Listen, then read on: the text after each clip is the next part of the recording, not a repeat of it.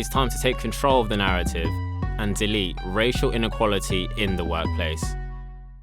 Hi, my name is Joerg Ambrosius, and I'm the EMEA CEO of State Street.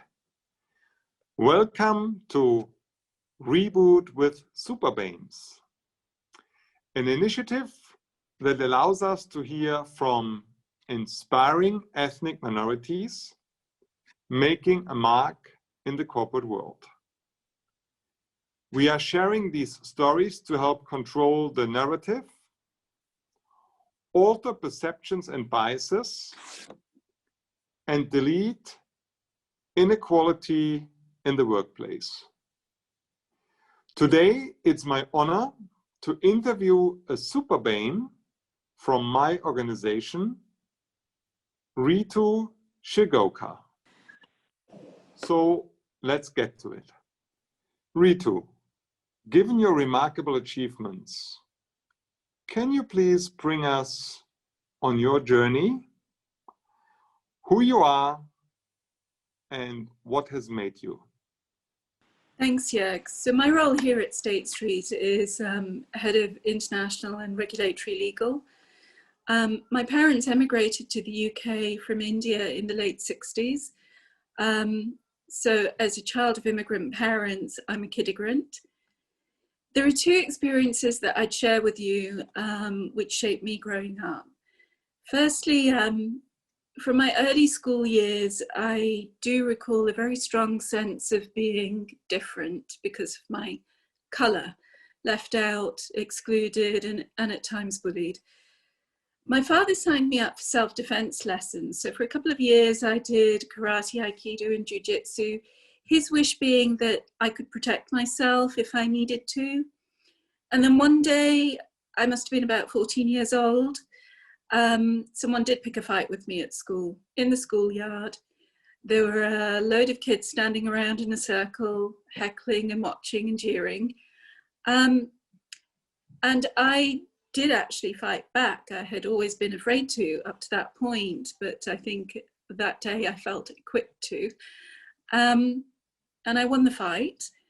And it was a real turning point for me because all of a sudden I found myself included and respected by my school peers in a way that had never happened before. I kind of became part of the crowd. And I realized then that if other people see you stick up for yourself, they do respect that. The other thing I'd share is that I had ongoing advice from my parents growing up that I would have to be twice as good and work twice as hard as anyone else in order to get the same chances in life. So that instilled a very strong work ethic in me quite early on.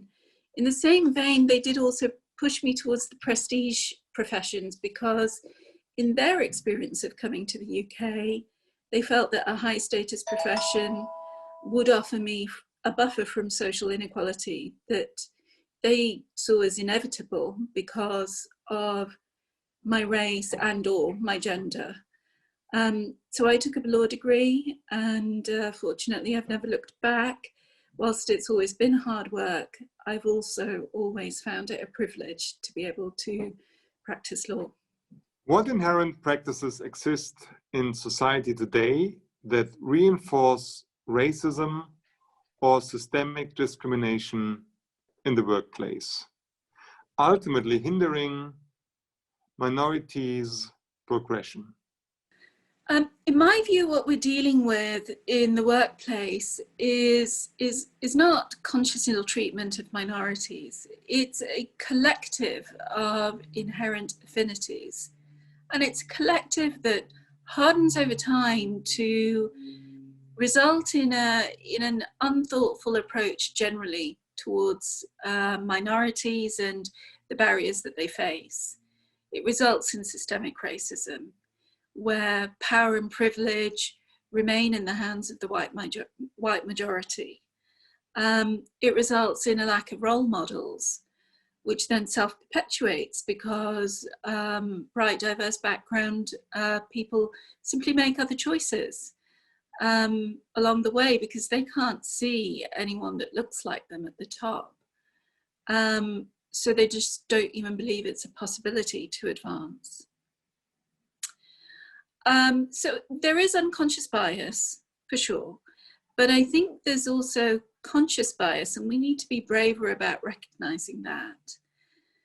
So for example, if a manager is always channeling their top development opportunities towards one or two people who they consider to be top talent, and those white people are not minority background people, then eventually they will create a situation for themselves where their minority background staff actually can't progress because they haven't had the opportunities. They've, for example, in my world, they've never been on the big deals, and they've never been on the prestige committees. And those are key factors to progress. So I wouldn't call that unconscious bias. I think that's a deliberate managerial approach, but we need to recognize the full impact that it has. Ritu, what actions should we be taking as a society and within the financial industry in particular? On a macro level, it's much easier to make changes in industry because we can use our workplaces as instruments of social change. And Joerg, you and I are doing that in our workplace. We are taking actions that are going to change outlooks, mindsets, and outcomes. With small enough communities to mobilize in industry, it's much, much harder to achieve broader social change through government policy. That takes a lot longer. So we can make things happen.